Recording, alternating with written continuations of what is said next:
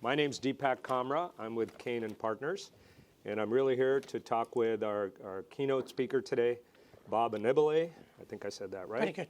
And we're talking about institutions today. He's an institution in the world of institutional investing. He is currently the head of Citi Inclusive Finance, and he's been with Citibank since 1982, working around the globe. Gave it away. In a lot of countries, though. Yeah, a lot of countries.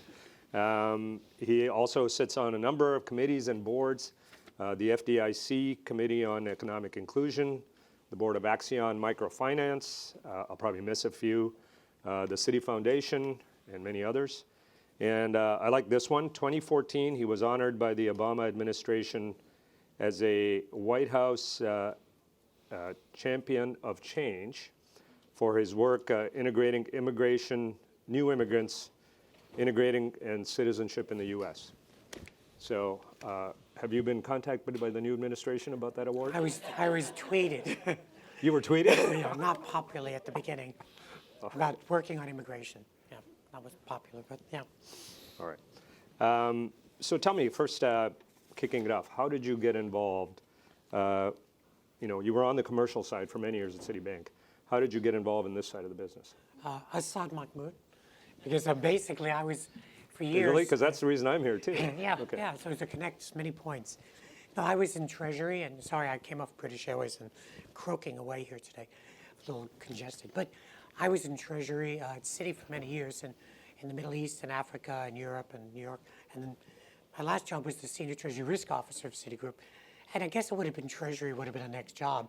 But there was this opportunity to do something much smaller than, at that time, a $2 trillion balance sheet, which was really microfinance. And my interest in that came about through our foundation and the exposure I got through there. And I met people, Louise is here, people like that, I don't know who she is now, but people who were working around what was that point, they seemed to be working around the edges philanthropically, around industry that simply because the banks and others weren't doing it. There were no fintechs yet, and the banks certainly were, serving the minority of most of the countries I was interested in. And Citi isn't about 100 countries. I always remind people, we were in the Congo before we were in Connecticut. We have twice as many branches as in Mexico as the entire United States. So our history is that sorry. We come from the outside back. And the idea that there could be a way of providing financial services that were different services and different models perhaps, but to many more people in the countries that I was interested in, Citi is, than just philanthropically, kind of became a point I had in proposing to Citi that we set up a little group to do that, and people thought I was kind of crazy to want to still run this little group. But it gave me a chance, and we had people like Bob Rubin there and others at the time. And Assad was one of the real pioneers in doing this over at Deutsche Bank at the time. And that's how I really got to know him, and we spoke about when I was literally setting out on this path, because we both began at this from the kind of banking angle and seeing what we could get away with using the bank's platforms. But the sector has grown so much beyond that now that clearly, look at just the diversity of this audience. None of you are institutions were around at that time. And the banks were seeing this still. Areas like financial inclusion, social enterprises, the whole gambit you might call it, even ESG, were really not, was philanthropic. And at best, the fund managers were doing negative screening. And so we were kind of at that stage of saying, beyond that, we'd like to propose, ways to invest. How can we get the capital that we knew? People like Assad and I and others, how do you release some of that capital with the entrepreneurs that we're meeting who actually have the potential to bring scale and impact? Let's talk about that, because you just you just announced an innovative deal with OPEC and the Ford Foundation. Can you tell us a little bit more about that, how that came about? Yeah, and I know you have Richard here from back there in the corner from OPEC, which is, if anybody doesn't know, it's got to be renamed the U.S.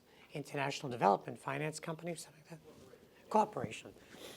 But OPEC is the Overseas Private Investment Corp. It's the U.S. arm for international development. And Citi has been for a long time perhaps their largest counterparty of a single counterparty because of our footprint in all Africa and Asia and Latin America. So a lot of what we try to do is finance institutions and many, there used to be microfinances where I started and some of us in this room, but that broadened quite quickly into inclusive finance. Now it's social enterprises, and they're for profit as well as nonprofit, but who really need more capital. And we work with OPEC around the world and basically risk sharing. Citi will originate financing to the type of enterprises you might be looking at, usually in local currency and local law and local language. We don't mind wherever you are, and whether it's Bangladesh or Paraguay or whatever. And we risk share. And that was really helpful because for us to push the envelope on our credit colleagues to go into sectors we have no history, OPEC or others taking a credit participation in that was how we began. And so we do that with them, and they'll often take 70% of the risk, or they'll take the longer end of the financing, because I can't get out that far. So very creatively, and millions of dollars later that they'll do with Citi, there are firms that are emerging, and some of you might be equity investors in, and we are in my work on the investment committee for Axion too, that are really just, they're scaling. They're at that point where they need to get more finance in other than equity. But they're really not yet attractive to the banks. They don't have enough history and track record. And as a banker, you go into them, you almost feel like you may as well be an equity investor because you're taking the same risk. It's still early stage. But we think these are going to make it. Maybe our risk colleagues think we should wait a little longer. So this most recent deal is a $100 million facility. It's with OPEC and it's with Ford Foundation, where they're willing to take that extra credit risk that we can't yet take. But we can become the banker to this firm. We can lend. We can start to build out their credit history. And it's very much we do for our subsidiaries of multinationals around the world. Their head offices or others give a credit enhancement. And that gives us a credit history. And so this is called scaling enterprise, and it will be wider. It could be institutions in private education, in sanitation and water, healthcare. So it gives us a chance to go a little wider than we normally did. But the kind of firms that those who really want to make the early stage still at maybe not the A level, the B, the C level of equity investors say, but you need to get banks involved too. So we want to be at that early stage. And that's the kind of partnership going in with other investors, basically. And in this case, it's critical because I could never do it without them. And have you raised many funds like this, or has it usually been a deal-by-deal investment? No, we don't really raise third-party funds. That's the other thing. So we look for others to come in perhaps with us, and then we mostly lend as a bank. When we take equity investments, it's usually in fintech or something very associated with our work. And that's done mostly by my colleagues in Citi Ventures, and they're out near you. Yep.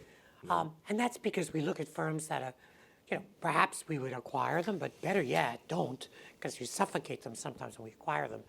But that really can solve some of our own needs for our clients and ourselves. And we feel have that potential, therefore, to be much bigger. So we're mostly on the lending side, on the financing side. And that's where you look for others who want to co-finance. I guess the difference for Citi is it's familiar to, we're the lead banker to Ford. We work with OPEC for years. But we're on the ground. So if they want to do something in Jordan or something in Pakistan or somewhere, wherever, that we're looking at together, I guess we have the boots on the ground and the due diligence and the capacity to do that. But it does mean partnering with others. And increasingly, those could be funds who want to come in. In a way, it's like syndicating. And I think that's sort of how we really entered this space. We came in thinking of the firms, some of whom you will invest in, as clients. And sometimes you begin because their sponsor or their regional institution is in Europe or the States, or in India where we have a big presence. And you'll then say, but now they're setting up in Africa or they're going elsewhere. And I'm constantly kind of connecting people who have these kind of firms that are going around the world or they're setting up multiple countries. And then we say, well, we have somebody in Uganda, we have a bank in Uganda or Zambia or wherever you're going. How can we make that connection? And maybe there's a times where we can be the financing end of it, as well as the other banking side, all the payments and that type of thing. So we were talking earlier about returns in the industry. How did the financial crisis, the recent one, impact your portfolio, your work? Was Citi still committed to the business? Yeah, I mean, Citi began this after the crisis here, really. Okay. I mean, so I think we haven't seen, the crisis in terms of a few equities, and the next sort of the WeWork type discussion we'll be having, or big firms like that. No, that's the new financial crisis. Okay. We're talking about the last one. Okay. Okay. I guess it's because we're so diversified in the kind of countries we work in that they're not moving at the same pace. We've been through challenges in local markets. India, I remember in South Night, there was a time when you had the whole issues of microfinance and blows up and, it's cycles. We're going to have these. But I think overall we've stayed the course on this area. And actually, I think because we're looking for solutions in financial services in a lot of the countries and no longer developing all of these in-house, the idea of really looking closely at early stage companies with very smart ideas, who we might become a client to. If doesn't mean we have to acquire them or even be a major shareholder. But I think we've only picked up on that even more. So I feel as though we continue, and we had through the crisis. I didn't lose momentum. Okay. And so when you started doing this, you probably had a vision of where you thought it could be in 10 years or more. Has that come to fruition? How, or if not, how has that changed? I better think it's or worse? Better than I would have thought at the time. There were so few of us 10 years ago even. And, when I think now, I was very fortunate at Citi. I mean, in addition to colleagues like Assad and Luis and Camilla Nestor here, there's people I worked with years ago. I also had CEOs at Citi that liked it. Like this morning I bumped into, now he's not our CEO, but Ajay Banga, if anybody knows Ajay. Because when we began this, I wanted to get out of Treasury and just set this crazy thing up. Ajay was like, are you sure you want to do this? He was at Citi. And today he has what's about $500 million into what's going to be almost from the philanthropic side in financial inclusion at MasterCard, as the CEO of MasterCard. He was at a board meeting at our offices, so I bumped into him. When I look at people like Ajay, who has stayed the course now at MasterCard in this space, people like Vikram Pandit I worked for, and who was at our CEO and still investing very much now, particularly looking at financial services sector and in his latest realm of financial work. But Vikram still, and people like that, one, they got the bug. Once you kind of get into this sector, you can't help it because you meet such interesting people. And the firms you invest in or work with really have interesting entrepreneurs as leaders. And they're trying to do double bottom lines or triple bottom lines. They're always having to juggle which audience they're talking to. But, it's very satisfying. And yet you also know that there's an enormous opportunity. So the people I've met along the way, some of them are traditional CEOs now today and otherwise, of big firms, but they're very active in this space too. So it's much more than I would have thought. And in terms of institutional investment in the space, I know you talk about MasterCard, but in terms of broadly institutional investment, has that met your expectations over the last decade or so? I mean, I think it started by, there's a couple, obviously there were people who were real entrepreneurs who continue even with their philanthropic and their investment pockets to do both. I mean, if you think of Pierre Omidyar, Jeff Skoll, kind of founders of eBay, they exited so young. They both say the same thing. They can use funds from either pocket. If it makes sense, they'll do it philanthropically. Makes sense to do it investment. And there were people like that who I think kind of, because they understood the investment early stage and they got into it.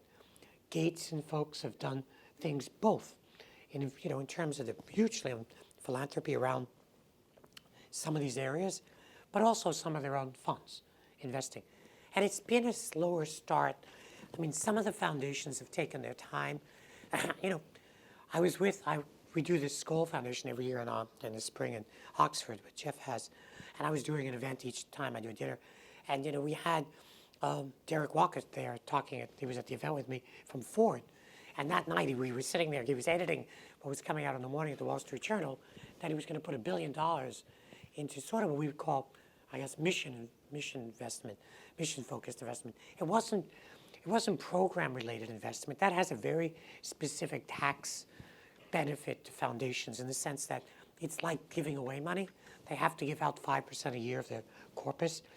But so program-related investment can qualify towards that 5%.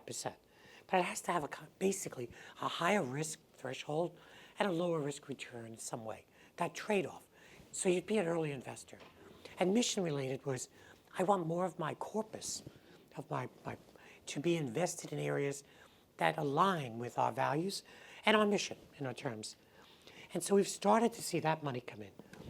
I think for some of the funds, many of them are still at the ESG level. The Europeans, we've seen the Dutch and others, pension funds and people, TIF-CREF, people like that were kind of involved earlier. But I think it's moving that way. There's somehow also a shortage of assets, I think, for many of them. They're used to dealing at much larger scale. And whether it's debt or it's equity, and we do like green bonds, and I'm working on another bond at the moment that maybe has more to do with another social aspect, but they really do want liquidity, which is obviously not the thing we can best sell, or scale. And so I think as bigger names are getting involved, because many of their investors would like to be involved investing, they're going to be looking for these assets, and you need to find specialist fund managers and others who can help you to navigate this area. So these are not just the foundations and the wealthy families. No. Are the pension funds in that category? They're big pension funds. There are some public money mostly through the pension funds that I saw, and some of the big fund managers, which have started to talk about their own ESG funds. And when you see them, they're looking for the assets. Now, they can't transact $1 million at a time. I mean, they just don't operate that way. They can go into other funds that could. Or they need, on the debt side, they're looking for instruments that give them exposure to the same sector. And I think that's kind of exciting because it gives us a chance to bridge that. If we can package some more of these high quality and visibly the kind of transactions they want to be associated with, but we need them to be also patient and build their portfolio with us as we go out there. And do you think debt's better for that, for some of these bigger institutional investors as opposed to equity? I think it's both. I mean, people have clients that want both, and certainly the very big ones, the BlackRocks and people like that, clearly have both sides of the house. On the debt, I look at that. We help structure things. We're at the Inter-American Development Bank and say, why don't we do a youth employment and education bond? How can you find theme bonds? It's very similar to a green bond. How can we bring together some of these assets that align with some of the thinking and the goals of some of our clients or your clients and investors? Because we may be more in the structuring of that than on the on the sales side even of that. And I think that they're looking for both debt and equity. So we're trying to. I probably would say we're closer to helping on the debt side, but we know of people doing equity, and we may be the ones financing what the equity folks are investing in if the right people are the investors. Right. And coming back to the development banks for a minute, you've worked a lot with OPEC and others, but that's not a big sum of money in the larger order of things. Should they be doing more? Could they be doing more to facilitate this kind of investing? OPEC has done it in debt. They're now under the new institution. They'll be empowered to take equity investments, which is really going to be a powerful tool for them. But that just begins to let them catch up with the Europeans. I mean, I would use FMO in the Netherlands as an example of a really dynamic institution that does development finance. They can do both debt and equity. And I think we've seen, of course, the IFC at the World Bank does a lot of equity. But we often wish they would be in an earlier stage, too. And that's a mix. Each of the investment banks, the multilateral ones, they all have AAA rating. They all have government capital and tons of it. So they really should be able to take the risk earlier than some of you or I could take. But getting them in there is very powerful. And they've been investors, I would say, in some of the funds. And I think that's where it's been critical, because they are more patient. You did need the first rounds of funds to get off the ground, give a history to fund managers, and some of their funds, their investees, are the alphabet, we call them FMO, Bio in Belgium, OPEC, these are all, they're willing to go into funds that if they target the same geography or the themes, the issues that they're close to. And I think that's a good, they're a good accompaniment if you're going in with private money, because people are also cautious what they do to the multilaterals in terms of political risk and other things. Great. And I just want to be clear, we're open for any questions if somebody wants to ask a question at any point. Yes, please. So this is the first time I hear liquidity. So maybe the lack of assets, I think everybody agrees that that's one of the stopping institutions. So the lack of assets is stopping institutions maybe to think about impact investing. And how far do you think liquidity is also an important factor in that, or is it much less important than the lack of assets? I think at the moment it was the lack of assets. Most of and even the funds that I'm familiar with as on the investment committee, say at Axion, which are more in financial services, microfinance, or now payments platforms, new credit models around the world. Those investors know you're going in for a reasonable time frame. They're not 2-year turnarounds, 3-year. These are 5-year kind of investments to exit in many cases. But that's why some of the funds make sense, because they can manage that better, I think.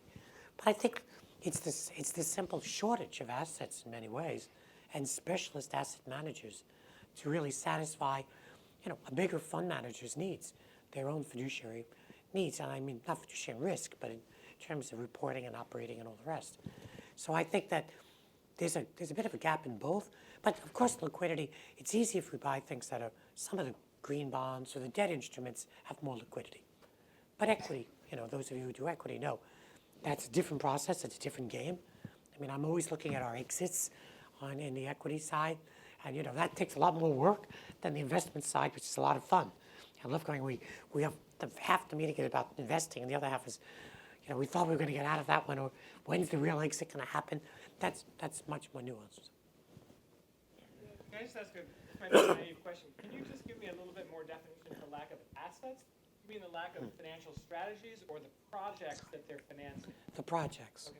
I think sometimes, bridging, if you're a fund manager in New York or London or Geneva or whatever, with the kind of projects you might be looking for in India or Pakistan or Africa or Latin America or maybe the United States, that too. Those, enterprise could be doing that. Julie's there, another banker. The assets are still, for us to get enough assets that are conforming and scalable for some of the investors, is still a challenge. And so we need people who want to come in early enough and lend their name too to it. I think that's important, as we do. So because I actually think this is the key issue in impact investing. I feel like there are plenty of bankers and plenty of investors, but not enough projects. And so do you feel that do you feel that's the issue? Or do you think, I get the sense that there are a lot of investors out there leaning on managers to come up with these impact strategies. But how do you get, and plenty of bankers, right, who are willing to bank them, but how do you get the communities or the governments or whoever to actually move all the way back to the capital budgeting process? Isn't that where it really needs to begin? I don't think there are even that many bankers. I would just say, and at least on the international side, there's very few doing this. If you're doing the international, say the emerging market world, I think there are smaller fund managers. And frankly, they're the ones who have got a source for you. This sort of Sema and others who are specialized in the space. And I think I used the same idea, the people I talked to. I chaired a board of another fund that was at Blue Orchards, another fund manager in Geneva. And that was a debt fund in Latin America. But you really do need the people who can then specialize enough to source, especially if it's local and it's in the emerging markets. I mean, all the complexity of the currencies and the rest of that game, but it has a high visibility, a high value to many of your investors. Whether it's going to get you to billions quickly, I'm not that sure in many cases. But if you start going into infrastructure and other areas in your portfolio, you might be able to get it. It's just a matter of how narrow you define your ESG portfolio. I mean, green sounded difficult before, right? It was nuanced. Today, we issue lots on behalf of others and ourselves, our own bonds. And I'm working on doing other bonds from Citi's own portfolio that could satisfy some of those issues. But I do think the projects are out there, but it is about scale to some degree. How big is your scale, and what do you need in order to devote time to it?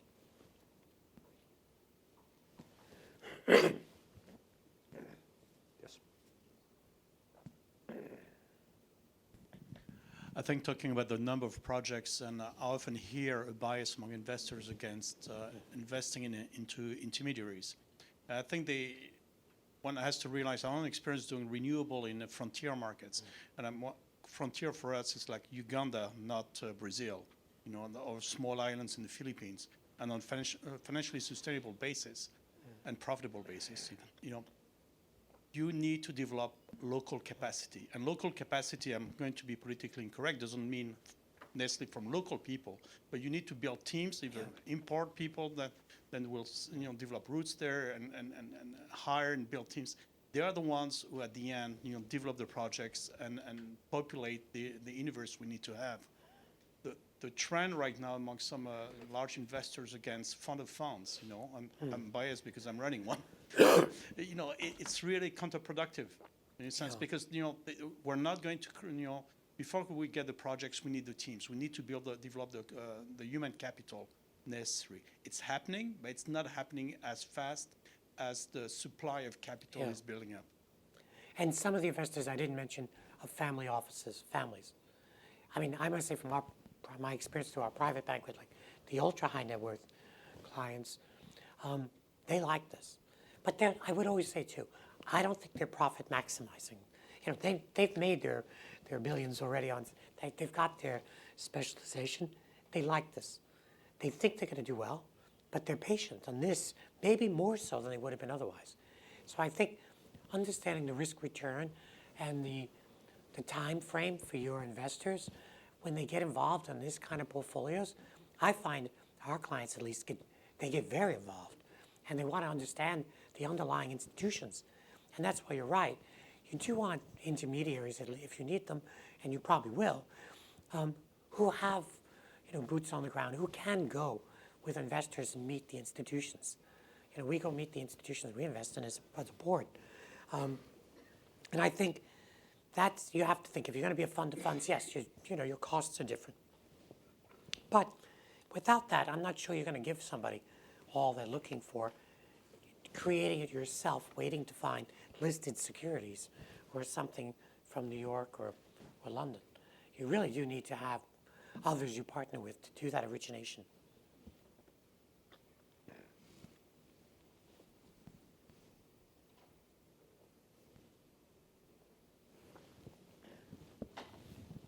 Thank you.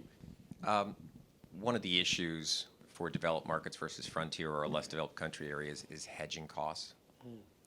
And blended finance, we hear people talking about blended finance taking hedging risk. And how do you address that? For somebody whose most of their investors are coming from developed markets, how do we get it back to that currency where the target return isn't concessionary? It's a big challenge. I mean, it is for us. I mean, we have more of our capital not in dollars than in dollars, the city. So, I used to do that hedging part of it. And that's, it's a bit of an art, it's a bit of luck sometimes, right? You look at a firm like Citi's other comprehensive income that bounces around, kind of the translation of capital from quarter to quarter, and can be in billions. Not everything is hedgeable, and the costs of it really is the challenge. In debt, we tend to do things in local currency. We fund it out of the local markets because we don't want to take that cross currency, and we don't need to at Citi. And when we do it with OPEC, they're unusual because they'll take cross currency risks. Local currency. They'll work in the same thing. So they'll be happy if we fund the local markets And, it's different because we're on the ground there. I guess we can do it. But I would say on the equity side, I don't know that you can hedge everything. And you go back into your models of how much do you leave exposed, like any emerging market fund manager, I guess, does.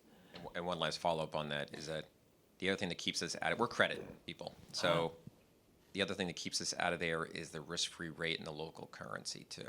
In other words, risk-free rate. In other words, to us to compete with against local money it's such a large number that we would never be competitive with our offshore capital. Yeah, well, that on the debt side also, that's why sometimes if you think of what we do with someone like an OPEC or FMO or IFCs, you might be participating, almost like a credit derivative, you're participating in the risk of the facilities that are booked locally. So it's like us doing a syndication locally and you being a credit participant from an offshore perspective, you're taking credit risk, you're joining that pool, but from dollars. And we were able to do that in some cases. I mean, certainly people like OPEC get paid. We have to pay them for the part of the credit risk they participate and back in dollars. So we have to be able to remit it out of the countries we're in. That we know how to do, or where we can do it. And they take some risk on that too, political risk if a country shuts down. But that's been, like Richard, very rare that can't think really much about how that's happened very often. So it's about risk participation. That's kind of what I said the Ford OPEC deal was. They're not putting any cash in the pool. They're credit participants in this. All of it will be local currency. I mean, some countries, dollars, still a dollarized country, Ecuador or somewhere. But everything, and we've done that with high net worth clients for some years as well, where they want that facility or finance, or even they want us to be sure you give access of financing to these firms. That I can think of that in India with some families with microfinance and stuff. We were lenders of record. It's on our books. We are the banker to it. But we may have an SBLC or standby letter of credit or a guarantee because they're going to participate in that credit risk. And that's no different than we do if Coca-Cola opens a new bottling plant in Ukraine and it's not going to make money for 5 years and we're lending to that plant. I mean, the parent is guaranteeing it or supporting it. And so we've done that with, guarantee structures. Camilla's done that with Grameen Foundation, where actually, it was very interesting. We did it with Grameen Foundation here in the U.S. They pooled a series of high net worth individuals, families, offices and things, as what we called donor guarantors. And basically, that gave them a credit line with Citi. So make it up if it was $50 million or whatever you're doing. What they could then do is issue guarantees to banks around the world, what they were doing, to lend in local currency to their microfinance partners, or whoever they wanted to, provided we or another local bank, could bank that name.